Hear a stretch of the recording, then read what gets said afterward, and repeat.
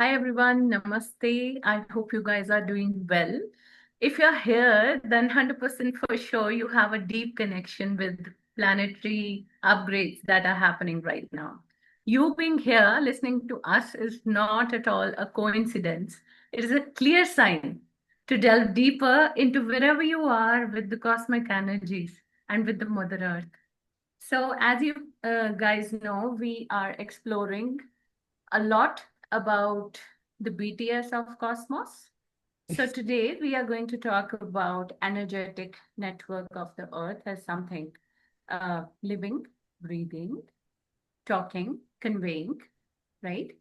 So this episode is for you if you are getting emotional near trees, water bodies, or mountains. Please check with yourself. Yeah, I know it is a bit weird. If your mood is dropping suddenly after visiting a specific place, meeting certain people. Yeah. And if you are feeling unusually calm under thunderstorms, intense situations, rains, intense climates, anything intense, basically, intense environments. And also, if you are experiencing phases where you want to touch the ground and you want to be under open sky and just be in silence. So, yes, guys, if you are quietly taking most of these, then stay with us till the very end because this conversation is meant for you. Thank you for that amazing introduction, Ailish, and I welcome all of you to the episode 6 of the Gridwork. Wondering why I am in this setting because my candle took over. I don't know if you can see on the screen, but it's burning like a bonfire. And I felt this has got to do something with the conversation that we have planned for this episode. And I was like, okay, let me just turn the lights off anyway. I don't like them. So here we are. And to add to what Ailish was saying, um, most of us have this feeling very instinctively. So, just like the human body has the neural networks, right? The earth does too. So, your nervous system isn't just a collection, you're not just a collection of organs, right? You're a collection of this beautiful body which has nerves, veins, organs, and amazing communication network, right? And these signals move through it constantly. It's informing, it's regulating, it's responding, because you can feel it in your body, right? You sometimes feel that, oh, there's a piercing pain that just moved on, or there is a shock wave that I can feel somewhere when I do something. And all of this is responses, like when you go to a site and when you have goosebumps and shivers and itchings and all of this is your body communicating. So in some way the earth has its own communication architecture, what we call are the dragon lines, the ley lines, the fault lines. These are essentially the veins and the nerves of the planet, and these concepts might have been abstract until some point in time, but it is no more because there is so much research and so much studies about it, which is backing us who feels these ley lines and fault lines in our system. In a way, probably it's very difficult for us to understand it really. So these are pathways through which pressure, information, and life forces move. So like I was telling you earlier, we have our nervous system, we have our own circuitries going on, we have our DNA, right? Earth has similar energetic architecture, and if in our body the nervous system is transmitting signals, if the veins are there for a certain purpose. Sorry, I just muted myself. I hope you guys can hear me. Yeah, yeah, audible. Okay, so if our arteries are to circulate blood and our lymphatic channels are for draining wastages, Earth mirrors this logic, and we have dragon lines that functions like high voltage neural pathways. We have ley lines which acts more like the circuitry corridors. We also have fault lines, which are more like the pressure release valves, which is there in the earth. Wow, so there's a lot. When we listen to this word ley lines, so you guys might be wondering, we are talking about lines, but uh, maybe referring to straight lines in your mind somewhere, like we draw on maps from one space to another place, like we used to do in our school projects. Like let's refer to that. So I remember in the holidays, summer holidays, we used to get the projects wherein we have to specify the longitudes and latitudes on the globe. So Mm, that I have done this multiple times. I feel like it was modern oversimplification. Likewise, you said no. mm, Uh, there are more studies and researches that has been done on the same. But on the contrary, there has been a thing about oversimplification of these lines. So I want to talk about it. When we enter this domain from the perspective of grid work. Okay, these ley lines are better understood as zones of intensified energy and flow. Like a ley line is not a line you can imagine, like you have nerves and veins, like Priya specified so much about our neural network. Our earth is having that network and that flow of energy through different regions. Those are the ley lines. And I want you to slow this down here because this is where most people usually get lost about it. Okay. So when we say current movement, okay, we mean to say the flow that is happening, okay, a continuous flow that is happening. And high voltage neural pathways, these are pressure moving through matter, okay, which means a very, very pressurized flow. And it has been seen in certain areas as well, okay, wherein information moving through land. Now, what I mean by that is information moving through land means land has its own memory. We will be talking about all these things in our episodes. We have also, I guess, covered this in the previous one as well. So land has its own memory. We are referring to that information. Okay, it moves, and we can feel that wave in the air. Okay, when we are on that particular land, just like blood doesn't move in straight lines in our body, right? Same way, energy doesn't move in straight lines through the earth. Simple. Okay. So it's a current in energetic terms. A ley line is a living corridor of transmission. Can say a zone where the planet breathes, exhales. Okay. So these are the zones where pressure builds, pressure releases. And when I say releases, it is definitely through the movements of the tectonic plates, could be through climatic changes, what we refer to hazards. Uh, when Earth opens up, volcanic eruptions, many more like that. Okay. All these are the rerouting and releasing of energy. So Earth's body doing what bodies do, like us, mm, moving intelligence through flow. So in grid language, we call it Earth's circulatory system, like we have our own. What matters is the movement of the energy, and that is what a ley line is. I think yeah, that's the exactly. best I could simplify Yeah, ley line. very nicely said. It's a movement of the energy, and that's about it, right? Because even historically, people did not need instruments to find these zones. If you think about it, Mhm. our ancestors followed or observed probably animals who behaved a certain way, It could be possible how the crop would grow in certain places, right? How people would feel when they are on certain lands. They followed the stars to understand, which direction and how to go, and which star is usually located on which land during which period. This was intelligence. This was amazing intelligence, which was then copied on to probably machines and built apps out of it and stuff like that. So they noticed these through communities where they stabilized more in certain areas and so on and so forth. Now, to take an example, and I don't think I can take a better example because everybody knows of this place, which is Mount Kailash, right?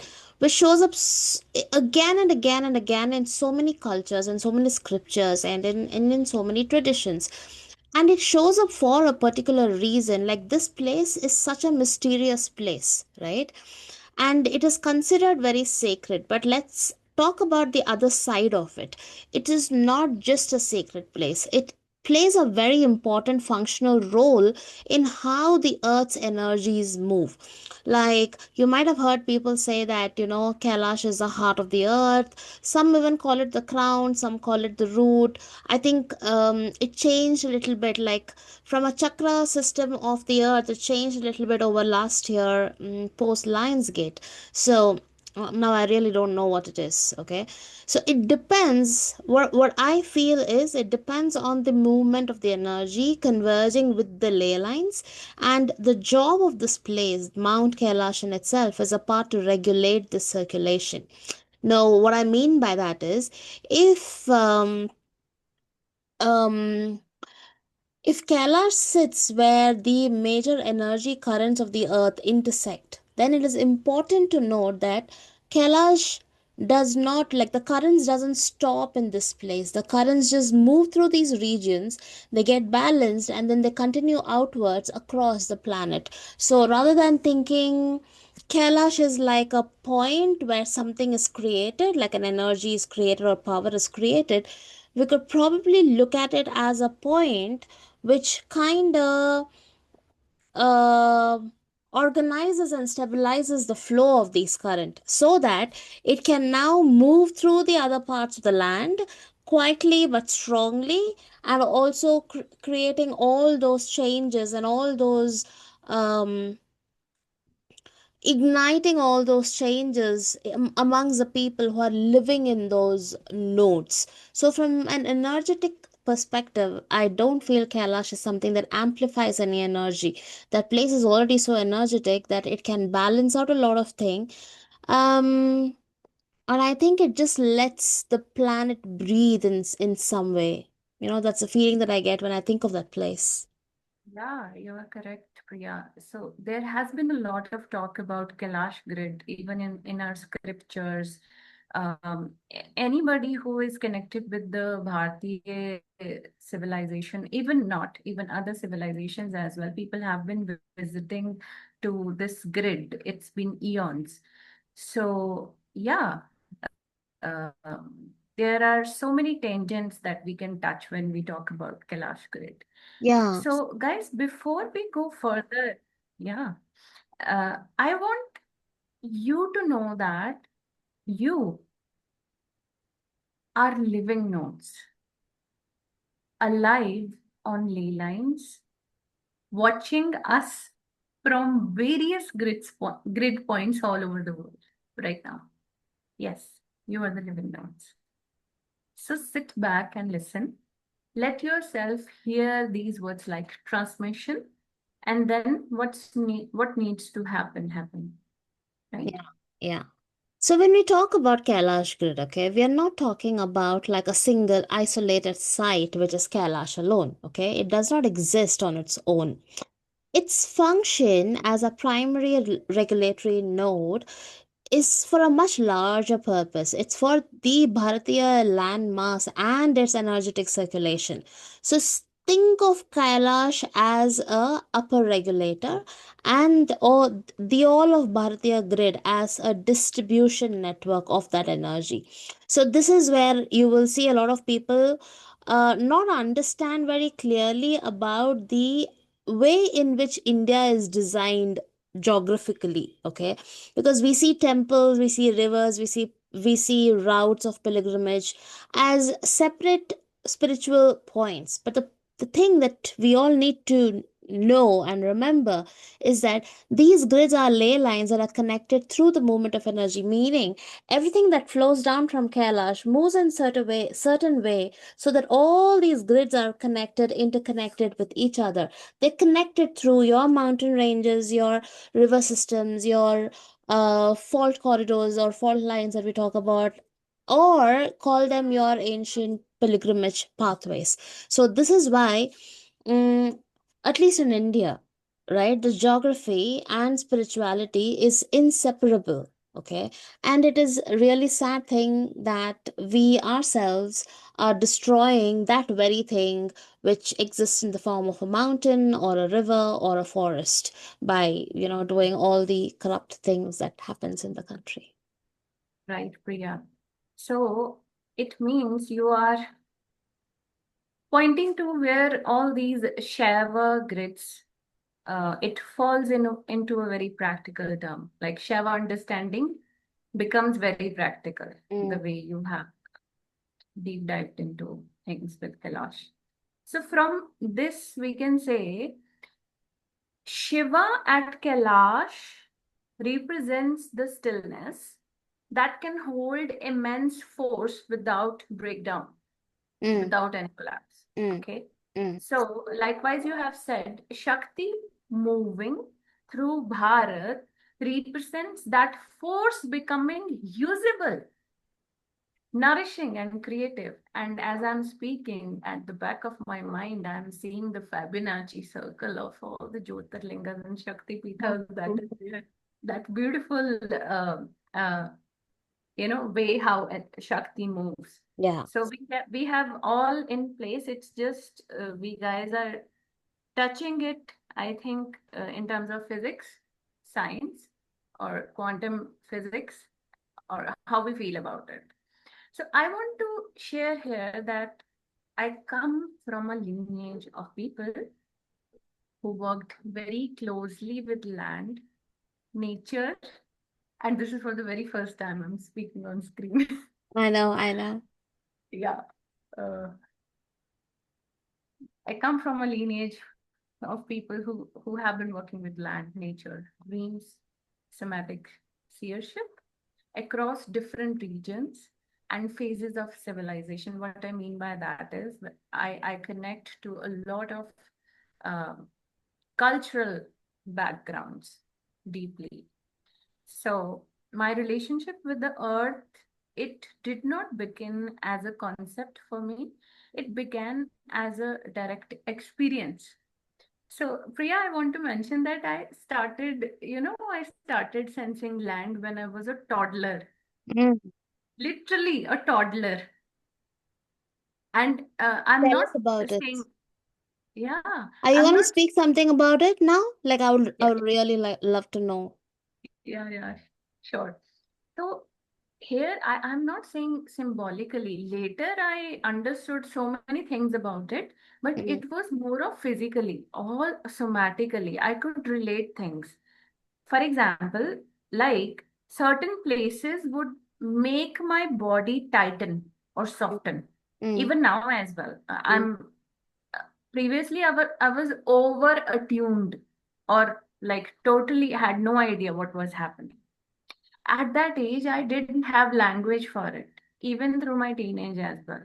But through my teenage, I started understanding that it is a somatic process that is happening, and my body is responding before the mind formed meaning, which means it was in direct transmission type relationship with the earth. mm, Okay. Because transmission is something which bypasses the logic, right? The mind. So what I mean by that is in Vedic terms, let's understand from some tangents. In Vedic terms, it was prana responding to bhumi, the life force meeting the land. As I grew older, instead of it fading, this sensitivity became more refined. And for a very long time, I was like, am I going to live like this? Reason being, I was not able to regulate, okay, all these things. So there was a lot that happened in my physical body. And gradually, I started tracking and noticing all these patterns while I traveled through grids alone. I traveled through upper, like northern Bharatiya grids mostly until the age of 20. And through these experiences, the same bodily responses repeating in different geographies, I felt, then I was like, okay, this is something that I felt over there. Again, it is happening, right? This is, it was connected to feeling, it was connected to so many other things opening up. So many things opened in dreams as well when I used to visit certain grids. Okay, we will talk about land memory and ancestral memory in our upcoming episodes wherein you will know a lot about it. Okay, so over time what happened is I understood that this is the internal mapping that is happening through my body, because this is basically, these are zones of intensified flow and release registering directly through my nervous system. Mm. So gradually, what people today call ley lines or planetary networks, we are talking about it. I realized that I experienced these shifts in my nervous system as subtle as well as noticeable changes in my breath, my posture, my alertness, my physical health, mental health, emotional, astral, everything. Okay, even my perception as well. So it kind of bombarded and cracked open the way I would perceive things. So eventually it became clearer. Uh, what I was sensing, I understood that what I was sensing uh, externally was mirrored internally by my body. Mm. Meaning, let's refer to our yantric understanding. Okay, in our yantric Vedic understanding, we talk about correspondence between macrocosm and microcosm, right? Mm. Inner and outer. Yeah. So it felt like it was always a mirror. Whenever I visited places, I was a mirror to the land, and vice versa. So this is why, Priya, grid work for me Mm. has never been about belief or abstraction. It's about learning how to remain functional, because that was the thing that I learned naturally That's so throughout. beautiful the way you explain microcosm and macrocosm. Thank you. So it was all about how to be functional inside these strong fields, and how to listen without projection. When I'm talking about grids, I'm not just talking about land. Grids are environment. Grid is your inner grid and your outer grid. We have covered these two as well. So there are so many things that are in our inner grid and outer grid and how they mirror each other. So I began translating the sensations into understanding. And that's why I'm very careful with this work. Um, I'm so grateful while I'm speaking. I'm feeling that compassion for my own self that I have for my journey, as well as gratitude that I'm able to understand this uh, vidya, we can say, or I know. And thank you so much for sharing this. I just want to add one bit, okay? I'm sorry if I'm interrupting you. yeah, There's also don't. another reason why we are sharing these things because with with the timeline that we are here on Earth, right? There are so many star seeds who have signed up to come on Earth to um take Earth through the ascension phase that we are in.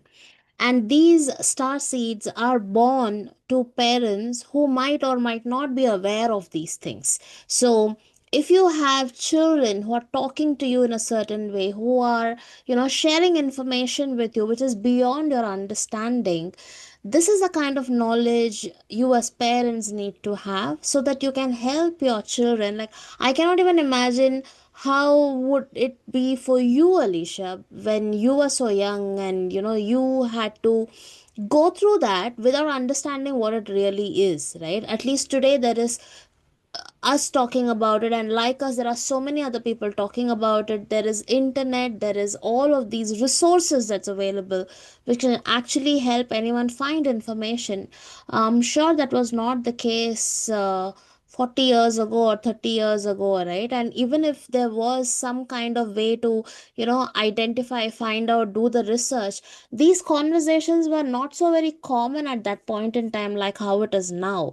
So Yeah. thank you so much for being so open and vulnerable about it, because by saying that, you're not just helping, you know, people like us, or um, people who already know this thing know about it much deeper, but also it is for those who do not know anything about it and who are now experiencing a different kind of world through their children. Because I know a lot of people who gave birth in 2023, who all of them have star kids, and they are crazy, you guys. You cannot, Yeah, yeah, you they cannot are. work with them in your normal general knowledge, in with your normal emotional intelligence, with your normal whatever has worked for you for so long.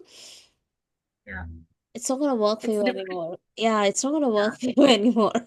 Like, my mother feels disassociated with me for the kind of conversations I have with her, okay?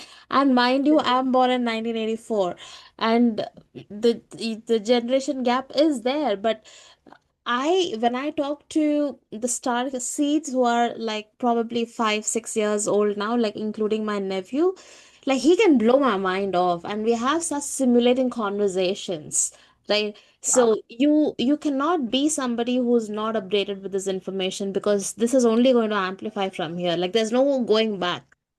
No going back. No, but Absolutely. we are not having dumb kids anymore. The kids who are coming in now are like super duper intelligent, who can make things happen while they're 8 years old, 9 years old. So you have to up the game as parents. Yeah. Such a important thing to notice, right? So, moving further, I want to distinctively touch base. We were talking about the energetic lines of Earth, and I want to touch base with, um, let's start with dragon lines, Yeah. known as living currents of the land. Now that we know, understand how ley lines are, we know about Kailash grid, how it works. Okay, now let's talk about dragon lines. So the dragons were never ever mythic creatures. First of all, let's break this. Okay, it was a language for certain frequency in motion, right? So mostly dragon lines move through various spines or regions. Number one could be mountains. Okay, I've seen this is observed information as well as resourced information combined. Mountain spines, okay, underground rivers. Okay, we have inner earth and we have underground rivers. Then seismic corridors, right? Where there is a lot of seismic activity happening. So these are not fixed pathways, but they are as well. How? Meaning the energy moves with the positioning of the poles, like what Priya mentioned previously about the inversion of poles and how poles shifted and the Kailasha grid behaved differently. So these energy lines, Lee lines, also move differently with the inversion and movement of poles. It changes. Okay. Also, why I'm saying it is kind of fixed, because right now I just mentioned three types of regions like mountain spines, underground rivers, and seismic corridors. So regions are very specific. Their route can be bit fluid in nature in terms of directional movement. Okay.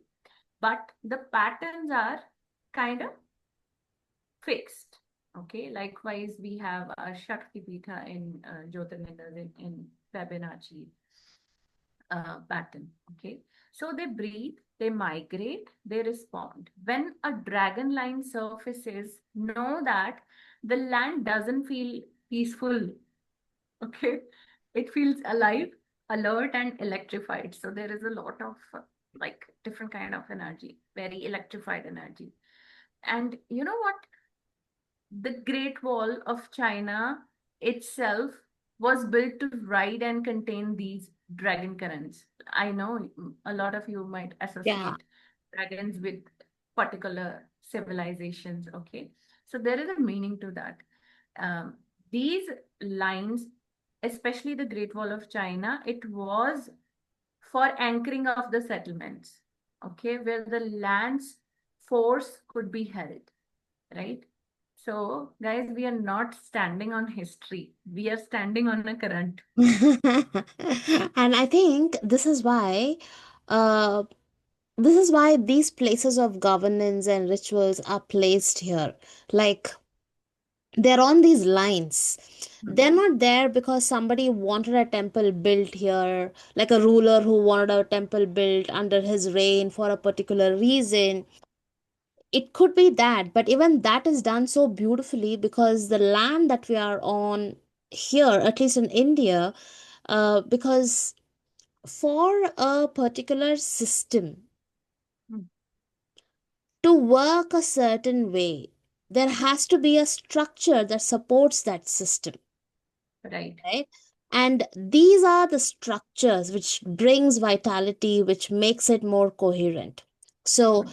I felt this when I went to Dharamshala last time.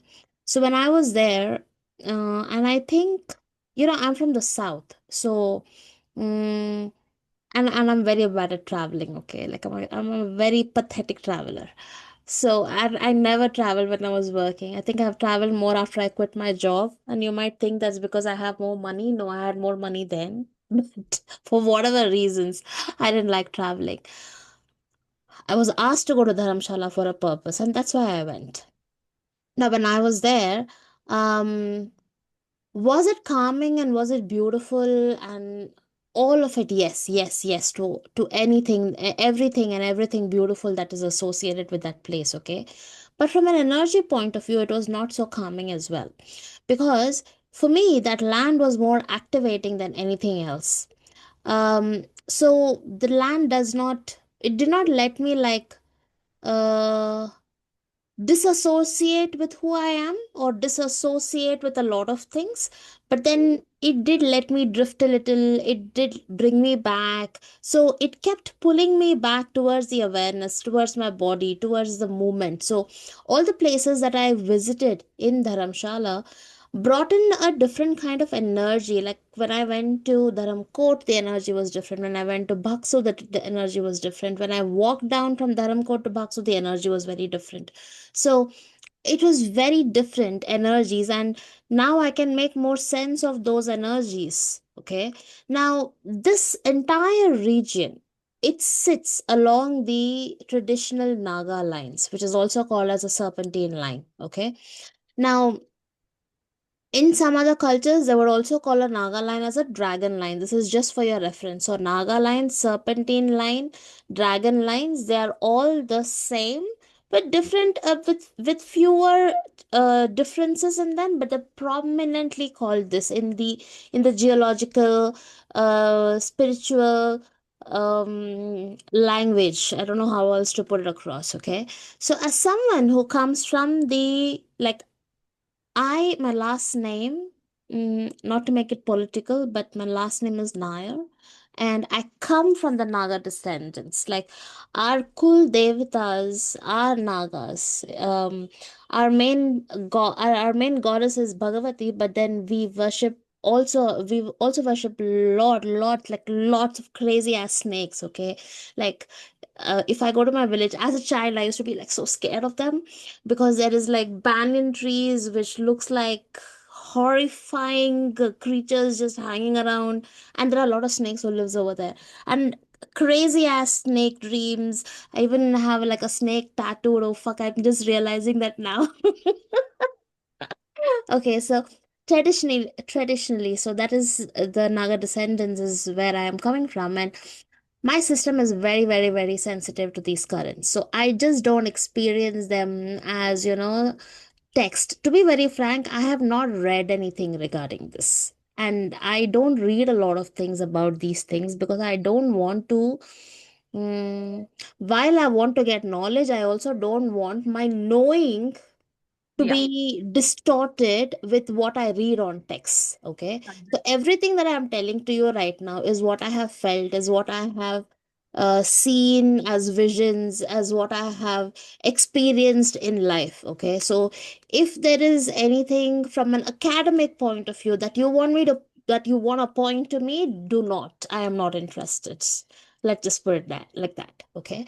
So everything that I experience, like I said, is through a sensation, is through heightened perception, is through light language, is through art. Um, and I know of people who are scared of me talking light language because they are very snake and dragon like in nature. There's a lot of hissing and all of this. And I know that they are really safe and really, really powerful. And if that light language comes out, let's say in front of a person or in a group setting which needs it, people might actually find it very scary because if any of you listening are aware of light languages, you know how beautiful it is to listen and how soothing it is. This has a completely different effect. This can literally pick you out of your seat and throw you on the ground and ask you to work on what you need to work. So that's the kind of frequency or energy this has. Okay.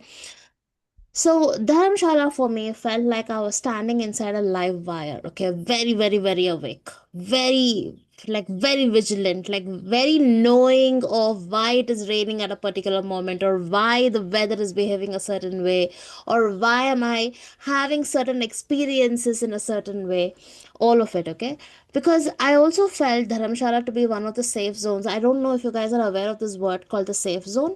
It's usually places on Earth which is very high in energy, which acts like a biosphere. What I mean by that is when you go to a place which is like a safe zone, your neurosystems in your physical body connects with the neural pathways in the earth, creating a biosphere wherein if you can get into a phase of stillness and if you can get into a phase of meditativeness, then I'm not asking you to meditate, okay? I'm asking you to get into that place of stillness and a state of meditativeness because if you can do that, you're going to connect with the land in such a way wherein you can feel the ripples going across the valleys and the trees and across your body. And this is what a biosphere can do. This is what safe zones can do, right? And just went just like trans got transported to Dharamshala, guys. Sorry.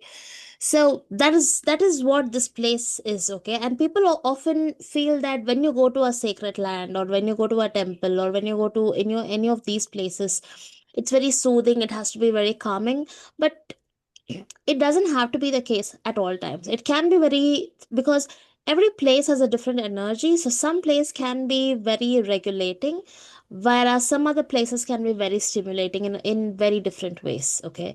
So for those of you who felt something when I was speaking about Dharamshala, right?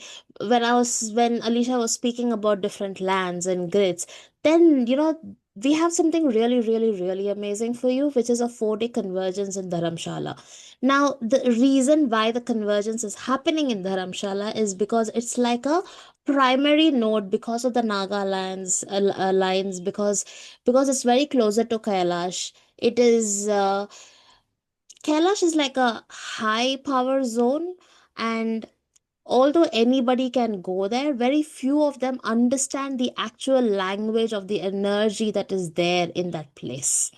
Whereas Dharamshala is a much more softer energy, much more palatable, and we'll be working directly with the land over here. We'll be working with our in our architecture. We'll be working with our emotional architecture.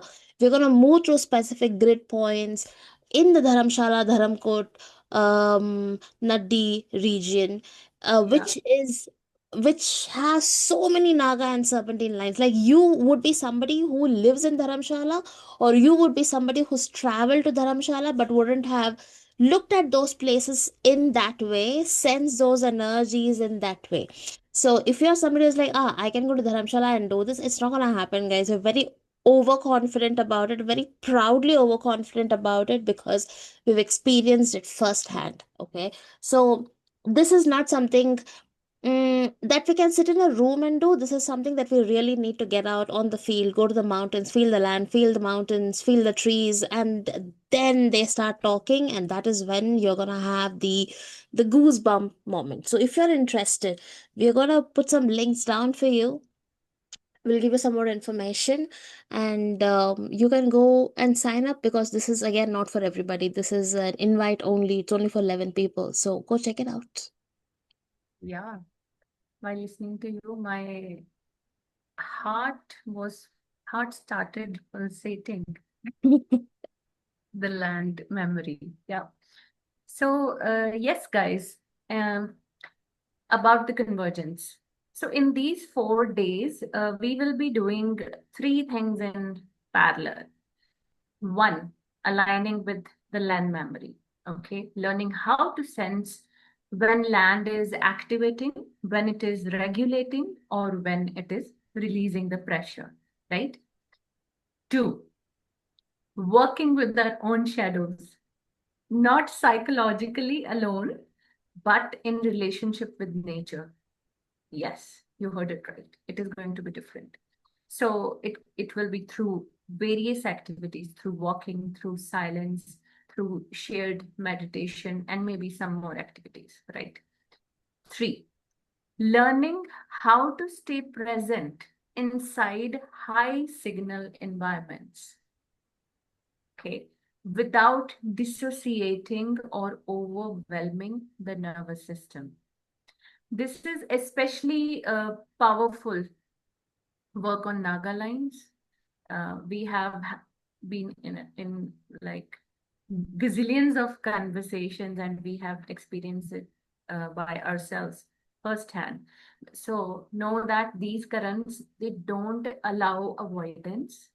They invite honesty, embodiment, and presence inside you. So if you feel called, please check out the links. Yeah. And more importantly, it is not something that you will just experience there and then come back and not feel it anymore. Okay. Any containers that is held by us, we make sure that you go through your embodiment, you go through your integration, you go through your embodiment to a level at which you have answers for everything that you possibly can have answers for. Right. So you're not going to be in a place where you went through something and you'll be like, oh, what was that? I don't understand that bit. You're never going to be in a place like that. And secondly, if you are somebody who is a psychologist, if you're somebody who works in the mental health space, if you're somebody who works in the trauma space, if you're somebody who helps people with healing, with energy healing, with embodiment work, if you are somebody who is a Reiki master or a pranic healer, then you are the people who needs to be here, because you are the ones who are going to feel it more than anybody else. Right. So if you have awareness of energy, if you have awareness of how to hold space for somebody, if you have awareness of if you are into the space of healing someone, then come be and see how and sense how things move through you, and how you hold the space for yourself, because how you hold space for yourself is how you would hold space for anybody else, guys. So I think this is a brilliant space for you, but it's not restricted to just the people with these titles that I just said. I'm just saying that it's going to be very beneficial for them, but for everybody else as well, because like I said, we don't like to rush through things. We are very slow people. We are like yaks on the mountain. We take it very slow. We enjoy what we are doing. and we will take you through that in our pace and space, and come experience with us. So, guys, if you have been feeling, sensing, or even if you don't have a name for that emotion, feeling, or whatever it is inside you, okay, take some time with that. Okay, feel into that. You don't have to name this. Yeah, you don't have to name this. Okay. So, if your body responded strongly when we spoke about all these dragon lines and specific things, that's not random. Just know that. Okay. Uh, Go through the links which are given in the description. Take your time reading it. This work meets you where you are ready. And Priya, now that we have fully stepped into grid work, and we have been talking a lot about it, okay? Gone deep into how dragon lines move through land and life. Let's pause here. Dragon lines are about motion, activation, vitality. They show us how Earth stays awake. Very electrified energy it is, Mm, right? mm, So that's only one part of system. mm. So we will touch other parts as well. In our next conversation, we will move into extension of this episode, wherein we will talk about fault lines, Mm. which are places where pressure builds, releases, and reshapes. It's very interesting.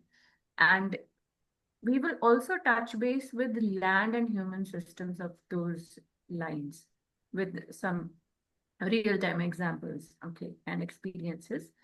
So these topics, they deserve their own space in our conversations. So that is why we are taking it slow. I hope you have enjoyed this episode, and maybe some things could be like truth bombs for you. So just be with that. Cool. And we have a lot many more information on our Instagram, okay? Like there's a lot of posts, readable content. So if you are on Instagram, go check out our pages. It's Soul Crafted, Soul Grid. We'll put the links below. Check out the pages, go through because there's a lot of information. There's only so much that you can speak in a 3-minute reel. At least that's how I feel. Because time space problems. So go read out them. Go read them out. It's very interesting. uh, Listening to you reminds me of the writers we are. We like to write a lot. So Mm. a lot of information is there. Like speech came afterwards. Yeah, Previously, it was all about writing. So there are books and notebooks, books which are covered. Like, so we are directly transmitting out of our journals, visions, insights, and experiences. Go check it out. So we also want you to know something clearly over here. We are not sharing this casually.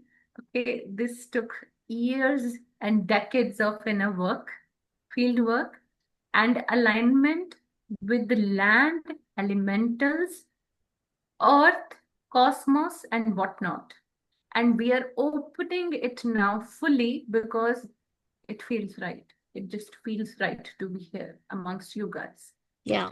If this conversation resonated, we would love to meet you in person. We are coming together in Dharamshala for open dialogue, shared experiences, direct field work.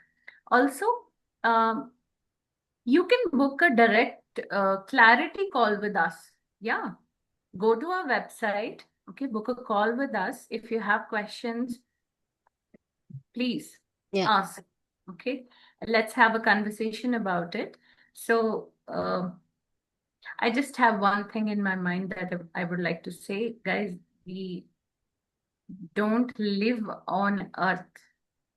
We live inside its field. We are the Earth. Yeah, but I have something really contradictory to say, okay? Okay, say it. We are the very in between people, guys. What I mean by in Yeah. between is it's very easy. Like I'm just talking from a point of us, okay, Alisha and me, because I think we have been working together for the last 1.5 year or so through in different formats, and it's very easy for us to enter one realm and get out without being noticed. Okay, so we do a lot of shadow work, we do a lot of grid work without getting noticed. A lot of like, I think if we start talking, Alicia, we might sound like Avatar 4. Or probably we should send our life story to Avatar 4. Who knows? But and Yeah. and we have a group, guys, which is called Guardians of the In Between, okay? And we might not look like your regular healers because we are not. We are very badass, crazy ass, mad ass people. Okay, we just say, do, be who we want to be, who we are, really, without any kind of masks or anything. So don't take us for don't take us so lightly because we are so goofy and lighthearted and everything. We when we get serious, we can get serious, and even that seriousness can look like fun. But okay, so we have a group called the Guardians of the In Between, Yeah. wherein we meet once in a month to do the grid work wherever we can do the grid work from a from a remote point of view. So the last time we did the grid work was on Iran, Syria, and Iraq. Okay, I think we did the grid work 6 months before everything that's happening now is happening. Okay, I'm not saying that it's happening because we did it. I know a lot many other communities who did the same, and it is all the effort of all of us who actually did the grid work on that land is where there's that disruption happening to quite an extent. Okay, so if you're part of the Guardians of the In Between, you will know that we do some amazing, some cool ass, some, you get it. So be a part of that group. I'll put the link below. And once again, thank you everybody for being here, listening to us rant away for I don't know how long. This was supposed to be a 30-minute episode, but please be kind. I will put this snippet in the very beginning so that you know that you can watch it at 1x. But then thank you so much and step in for the part 2 of this topic, because there's so much to talk about this. We didn't want it to bombard you. We might have still, but still come back for part 2 and make sure you're subscribing, because there are so many of you watching this but very few of you who are subscribed to the channel. Please subscribe, stay notified. Just one thing before you go, we are going to go live from Bear probably during Shivratri. We're not very sure about the dates, but then we will put on the YouTube post so that you know when, how to join, and all of those things. It's probably gonna happen on Instagram, so we're gonna keep you posted. And we'll see you from there or during Shivratri and give you some live transmissions from there. Guys, take care. We'll see you in the next episode. Bye bye.